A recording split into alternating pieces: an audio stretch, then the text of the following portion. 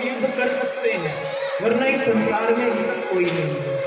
भगवान राम उनके मन की बात को समझ गए। लेकिन भैया भगवान राम कहते इन्होंने तो अभी मेरी सहायता करी है पुल बनाने में, सीता जी को लाने में, तो इनसे मैं कैसे युद्ध कर सकता हूँ। भगवान ने कहा चिंता मत करो, तुम्हारे मन की बात को मैं समझ गया हूँ। जब कृष्ण अवतार लूंगा ना तो तुम्हारी ये इच्छा को भी मैं पूरा करूंगा। आज कृष्ण अवतार जब हुआ है तो भगवान ने जामवंत जी के साथ 27 दिनों तक युद्ध किया, और जब 27वें दिन युद्ध चल रहा था तो युद्ध करते करते भगवान का पीताम्बर थोड़ा उड़ा है, और जैसे ही पीताम्बर उड़ा तो जामवंत जी ने क्या देखा, भगवान के वक्षस्थल पर भृगु जी के द्वारा मारी गई लात का चरण चिन्ह है। वो समझ गई और कोई नहीं, ये तो मेरे प्रभु है। जामवंत जी पैरों में गिर गए। कहते प्रभु पहले बता देते कि आप कौन हो। कहते पहले बताते थे तो आपकी जो इच्छा थी युद्ध करने की पूरी कैसे होती, इसलिए हमने पहले नहीं बताया। कहते अब तो पता चल गया कौन है। कहते महाराज एक बार वो राम जी का स्वरूप दिखा दो। त्रेता में दर्शन किए थे, जब से उसके बाद आके यहाँ पर मैं रहने लगा, एक बार वो स्वरूप तो दिखा दो। भगवान श्री कृष्ण वहाँ राम जी के स्वरूप में आए हैं और जामवंत जी को दर्शन दिए। जामवंत जी से कहा महाराज अब तो मणि दे दो। कहते मणि तो दे दूंगा लेकिन एक शर्त पे दूंगा। अब शर्त क्या है, मेरी कन्या जामवती से ब्याह कर लो तब मणि मिलेगी। भगवान कहते भी एक हफ्ता भी पूरा ना भयो, अभी तो एक मेरी शादी हुई है, तुम दूसरी शादी के चक्कर में पड़वा रहे हो। तो जामवंत जी कहते ये कौन सा तुम्हारा राम अवतार है जो तुमने इनको ब्याह करना है। तो ठीक है भैया। तो श्री जामवती जी का विवाह किसके साथ हुआ, भगवान श्री कृष्ण के साथ, और दहेज में मणि मिली है भगवान को। क्या मिली, दहेज में मणि मिली। अब लेकिन एक बात भैया सोचने की है, जामवंत जी कौन है, रीछ है, भालू है। अब जो भालू की जो बिटिया होगी वो कोई भैया अप्सरा तो होगी नहीं, वो भी तो भालू ही होगी, रीछ होगी। भगवान ने सोचो ब्याह तो कर लियो, और लेकिन मैंने द्वारिका वासियों को जाके बताया कि मैं एक रीछ की पुत्री से ब्याह करके लाया हूँ, तो कितनी हंसी होगी मेरी। भगवान ने कहा कि ओ पीताम्बर से महाराज जामवती जी को पूरा पैक कर दिया, पूरा पैक कर दिया, कोई को पता ना चले इसके अंदर है कौन, केवल आंख दिख रही है, पूरा पैक कर दिया। लेकर आए द्वारिका में, और द्वारिका में लाकर सबसे पहले लेकर गए रुक्मणी जी के महल में, और रुक्मणी जी से कहते हैं रुक्मणी जी आज मैं ऐसी वस्तु आपके लिए लेकर आया हूं जो आपसे भी ज्यादा सुंदर है। क्या कहते हैं, आज मैं ऐसी वस्तु लेकर आया हूं जो आपसे भी ज्यादा सुंदर है। बार बार इस बात को कहें। अब रुक्मणी जी सोचने लगी अगर मुझसे ज्यादा सुंदर कोई वस्तु इस महल में आ गई तो ये उसके पीछे लगे रहेंगे, मुझसे प्रेम नहीं करेंगे। रुक्मणी जी ने आशीर्वाद दिया। रुक्मणी जी कहती मैं जाओ आशीर्वाद देती हूँ कि जो भी तुम वस्तु लाए हो वो मुझसे ज्यादा सुंदर ना होकर मेरे बराबर सुंदर हो जाए। महाराज वो थी तो रीछ की कन्या, और जैसे ही रुक्मणी जी ने आशीर्वाद दिया तो महाराज उसका रीछ का स्वरूप बदल गया और वो भी सुंदर रुक्मणी जी की तरह एक स्त्री हुई। भगवान के पास तो हर चीज की युक्ति है ना।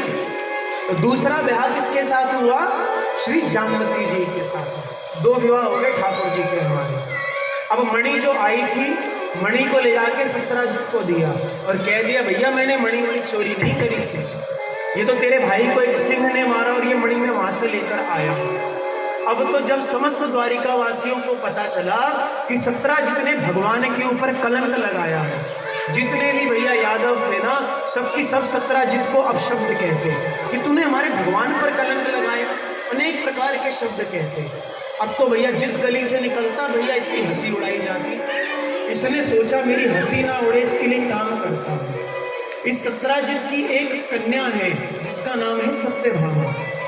ये आया सत्यभामा को लेकर और श्री कृष्ण से कहता है तुम मेरी कन्या सत्यभामा से ब्याह कर, नहीं तो द्वारिकावासी भैया मुझे छोड़ेंगे नहीं, जिस गली से निकलता हूँ मेरी हंसी करते हैं।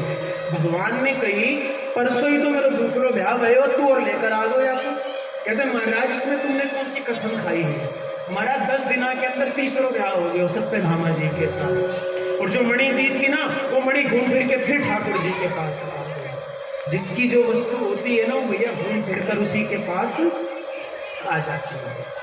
तो ठाकुर जी के हमारे कितने ब्याह हो गए, 3 ब्याह हो गए।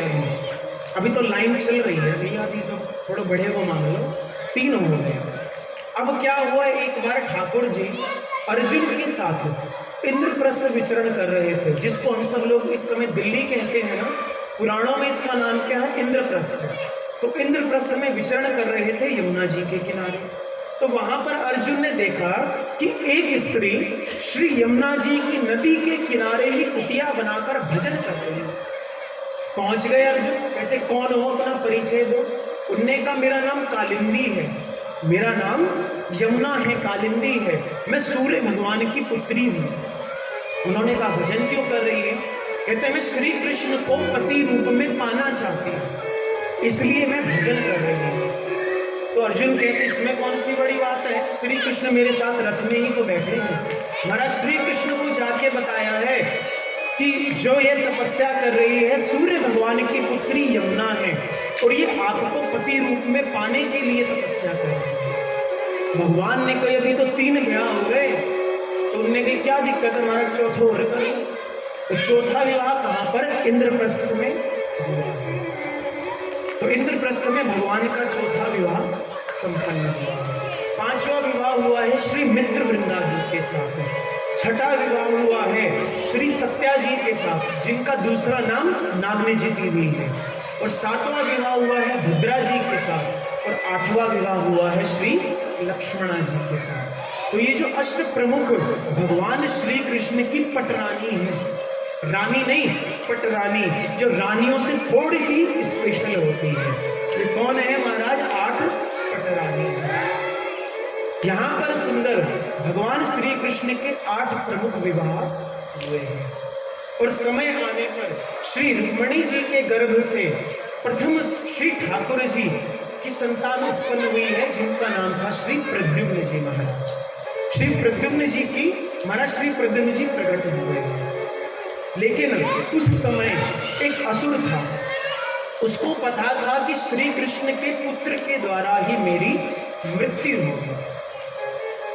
उसको जब पता चल गया कि श्री कृष्ण का प्रथम पुत्र हो चुका है, महाराज पालने में लेटे हुए उन श्री प्रद्युम्न जी महाराज को ले गया उठाकर और ले जाकर समुद्र में फेंक दिया।